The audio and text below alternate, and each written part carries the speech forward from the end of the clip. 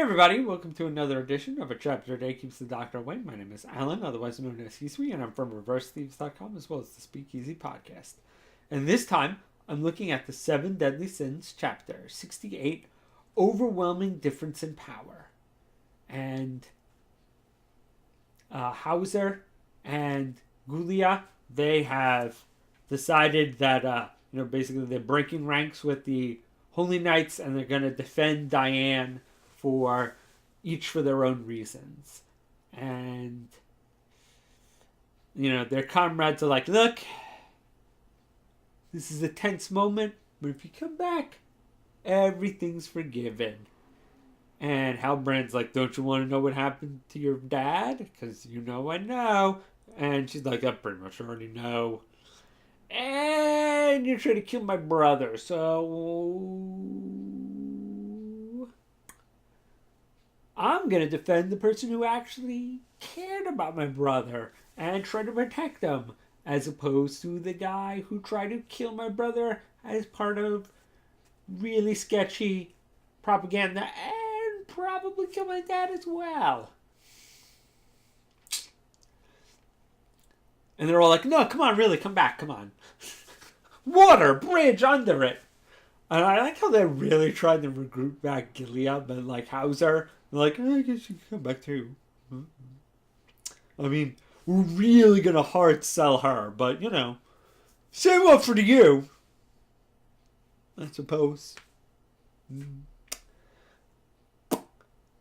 Gilead, if you come back, we'll give you a free pizza party once a month. And Hauser's like, me? Too? Nah, sorry, nah.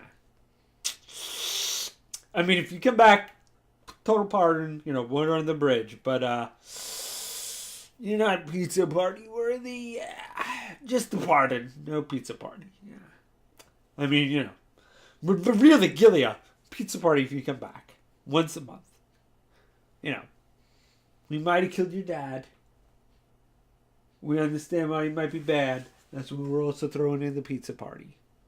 Just putting it out there. But they decide to team up and try to defend Diane.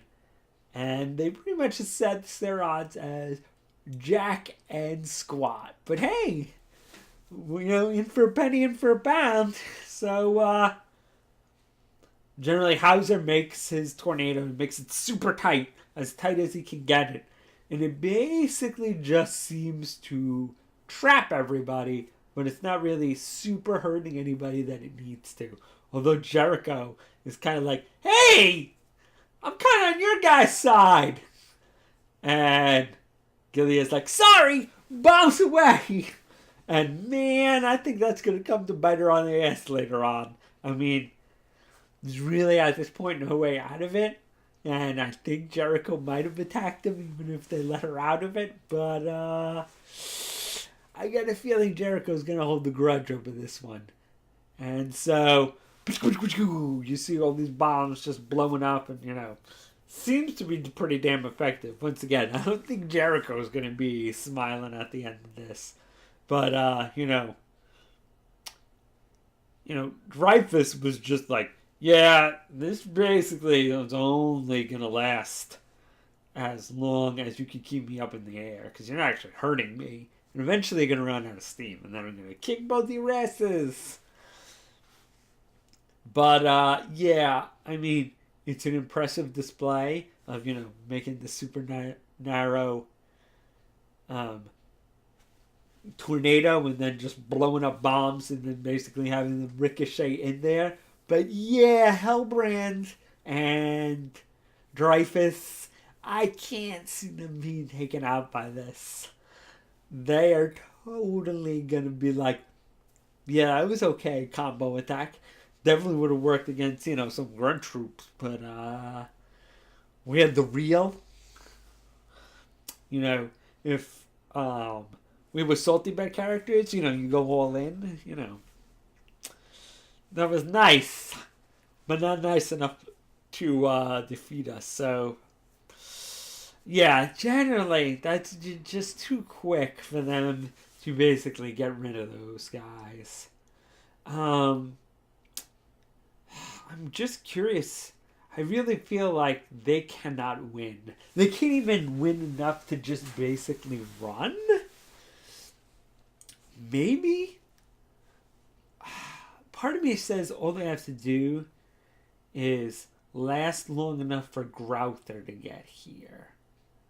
Which, even then, I'm not sure they can do. I mean, if it was just one of them, if it was like just Dreyfus or just Hellbrand, definitely I could see them. That once again, they just have to prevent, that one person from killing Diane, and so basically survive long enough for Grouther, not to defeat these guys, but basically do enough that they can run away successfully with Diane. But I'm guessing really maybe King Arthur will come. Maybe once again, like I said, my theory about Gilead leaving with King Arthur, because I'm not sure anybody else could save them. I mean, theoretically, it would be nice to see Hauser and Gilead, once again, survive just long enough, basically get their asses kicked so Grouther can basically get in there and basically abscond with everybody. I'd like to see that happen because, once again, Gilead is a pretty strong female character. I mean, a little bit crazy, a little bit fanatical, but at least she's, strong. And so her holding out, once again, like in UQ Holder, I just need her to hold out long enough. But, once again, if it was one guy, I'd say that was, a fairly reasonable request. But, man, they're up against some nasty, endgame guys. So, or at least major arc ending guys. You don't defeat them here, maybe 3-4 arcs down the line. These guys are essentially bosses. So, yeah. And bosses for the sins. So, yeah. But, Grouther, if he didn't have anybody getting in his way, would probably get in there. They just basically have to survive a few rounds. But he gets caught by 3 Holy Knights. One, I'm not sure what gender that character is. It's the only character we see without a helmet. And I'm like, is that a pretty little boy? Or just a kind of slightly boyish but still cute looking girl? I'm thinking it's a guy, but I could be wrong. But yes, this character, whatever its gender, has the ability to, basically find people. And I get a feeling that is going to be a power that is going to come on later on. If any of these guys are killed or permanently defeated, I feel like that kid is definitely going to make it out of this, because that is a really good, why are the bad guys here? That one Holy Knight with the locate power. Fudge that fudger. So, one person basically can determine, powers. And then the third guy is just some kind of creepy, kind of pedo feeling big knight whose general shtick seems to be, the most generic superpower of super strength. And he's all like, I sense naughty children, and naughty children need to be punished. And you're like, ooh, creeper. And Routh is pretty impressed that they basically got through another person who has basically Kuroko stealth, or more kind of Arcane from Mage the Ascension. This power that makes other people, not notice you, or if they do notice you, slowly forget about you unless you want them to remember you. And so he's like, I'm impressed. You guys found me out and basically know my strengths and weaknesses. Bravo.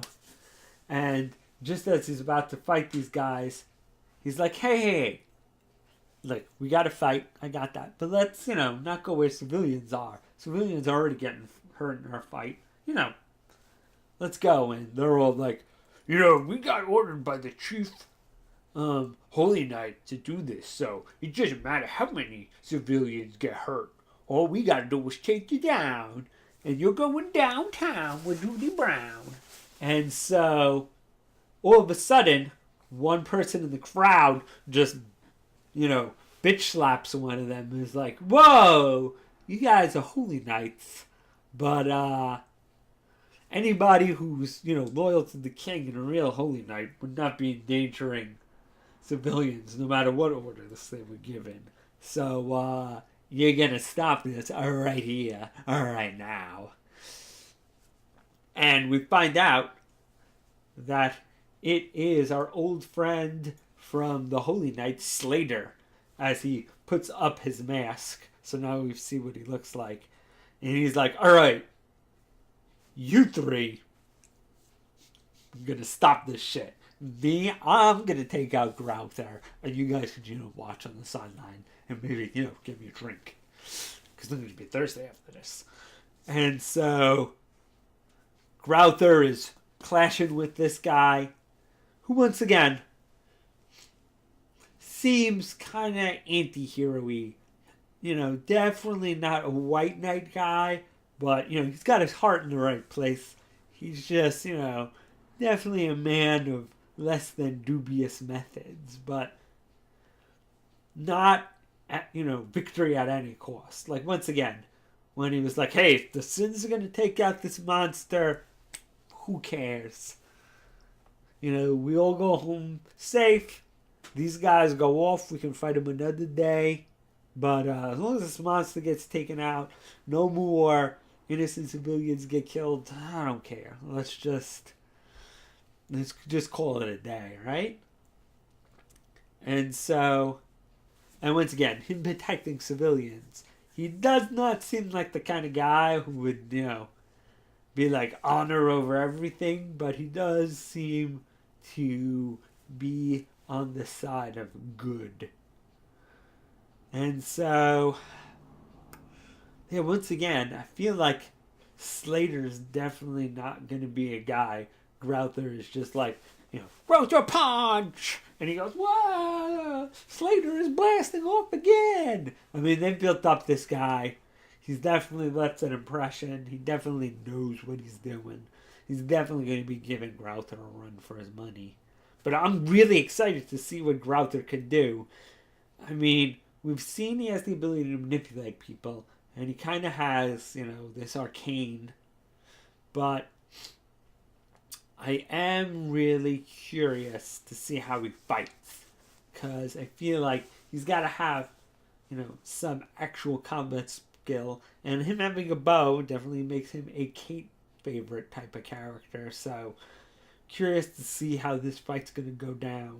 And once again, can he get through the fight quick enough to go and, have a meaningful impact on the fight, to defend Diane. But I guess that really comes down to how powerful Grouther is and how much of, an impressive guy they want to make Slater, which I feel like they do. So this fight is definitely going to go on for a while. So is somebody else going to go and help?